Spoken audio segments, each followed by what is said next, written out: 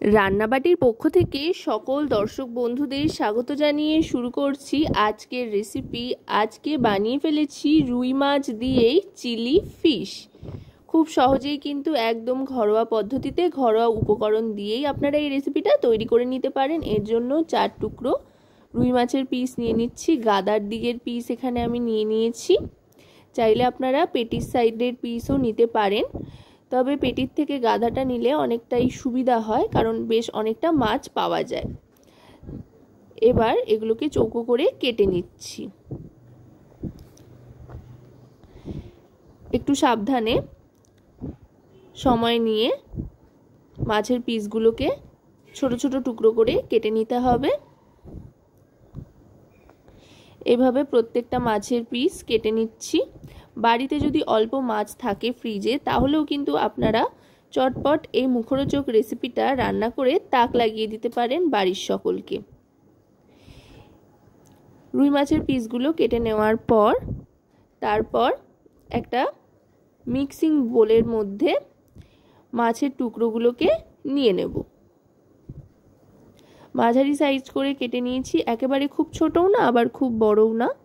এবার এতে দিয়ে দিচ্ছি পরিমাণ মতো নুন আর হলুদ। নুন হলুদ দিয়ে ভালো করে মাখিয়ে নেব। আমি এটা রুই মাছ দিয়ে বানাচ্ছি, আপনারা কিন্তু চাইলে এটা কাতলা মাছ দিয়েও বানাতে পারেন, সেটা দিয়েও কিন্তু খেতে দুর্দান্ত লাগবে। ভালো করে নুন হলুদ মাখিয়ে নেওয়ার পর কড়াইতে সাদা তেল গরম করে মাছের টুকরোগুলো দিয়ে দিচ্ছি ভাজবার জন্য। মাছটা কিন্তু বেশ কড়া করে ভেজে নিতে হবে, লালচে করে। এই মাছটা কড়া করে ভেজে নিলেই কিন্তু রেসিপিটার টেস্টটা ভালো হবে। কাঁচা কাঁচা যাতে না থাকে সেদিকে লক্ষ্য রেখে তাই একটু সময় হাতে নিয়ে ভালো করে লালচে করে গ্যাসের ফ্লেমটা মিডিয়াম টু হাইতে রেখে মাছগুলো ভেজে নিচ্ছি। আর মাছটা ভেজে নেওয়ার পর মাছটা তুলে নিয়ে বাদবাকি রান্নাটা কিন্তু এই তেলেই করে ফেলবো। আর অবশ্যই কিন্তু এই রেসিপিটার জন্য সাদা তেল ব্যবহার করবেন, সর্ষের তেলটা কিন্তু এই রেসিপির সাথে ঠিক যাবে না।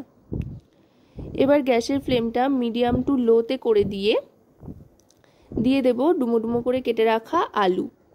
আলুটা চাইলে আপনারা বাদ দিতে পারেন, তবে একটু বেশি যাতে হয় পরিমাণে, সেই জন্য আলুর ব্যবহারটা করছি। আর আলু এমন একটা সবজি যেটা কিন্তু যে কোনো রেসিপির সাথে খেতে দারুণ লাগে।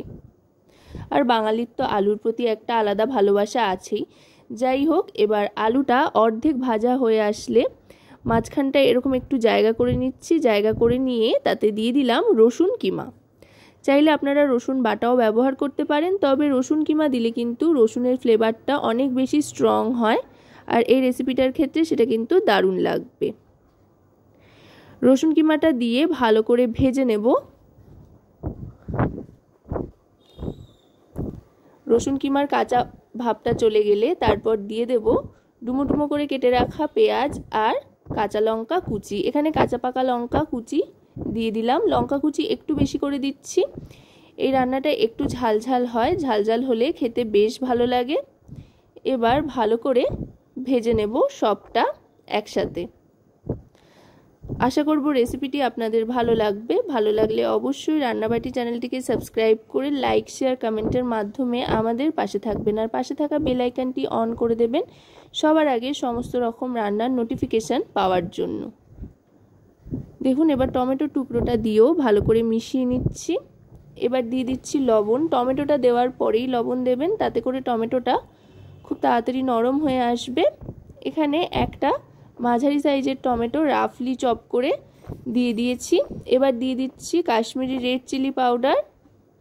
আর কিন্তু কোনো মশলা আপাতত এতে ব্যবহার করছি না, হলুদ ধনে জিরে কোনো কিছুই এতে ব্যবহার হচ্ছে না, শুধু নুন আর কাশ্মীরি রেড চিলি পাউডার দিয়ে এবার ঢাকনা চাপা দিয়ে দিচ্ছি। জলের ব্যবহার কিন্তু এই রেসিপিতে হয় না সাধারণত, কিন্তু যদি মনে হয় সেদ্ধর জন্য জলের প্রয়োজন হচ্ছে তাহলে একটু জলের ছিটে আপনারা চাইলে দিয়ে নিতে পারেন, আর যদি না লাগে তো না দিলেও চলবে। মিনিট 2 মতো ঢাকনা চাপা দিয়ে রাখার পর ঢাকনা সরিয়ে হাফ চামচের থেকেও কম সয়া সস আর 1 চামচ ভর্তি করে টমেটো কেচাপ আর হাফ চামচ মতো ভিনিগার দিয়ে ভালো করে মিশিয়ে নেব। বেশ একটা চটপটা টক টক ব্যাপার আসবে, যেটা খেতে কিন্তু দারুণ লাগবে। এবার ভেজে রাখা মাছের টুকরোগুলো দিয়ে দিচ্ছি। মাছের টুকরোগুলো দিয়ে এবার ভালো করে মিশিয়ে নেব। এখন কিন্তু গ্যাসের ফ্লেমটা লোতেই রাখতে হবে।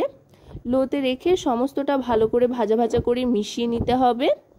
দেখুন দেখতে কিন্তু অসাধারণ হয়েছে আর খেতেও কিন্তু দারুণ লাগে। যে কোনো রাইস আইটেমের সাথে কিন্তু আপনারা এই রেসিপিটা সার্ভ করতে পারেন। তো আজকের এই চিলি ফিশ রুই মাছ দিয়ে আপনাদের কেমন লাগলো সেটা কিন্তু অবশ্যই আমাকে কমেন্টের মাধ্যমে জানাবেন। সকলে খুব ভালো থাকবেন ও সুস্থ থাকবেন এবং রান্নাবাটির সাথে থাকতে যেন ভুলবেন না। আজকের মতো তবে এ পর্যন্তই, আবার খুব শিগগিরই চলে আসবো।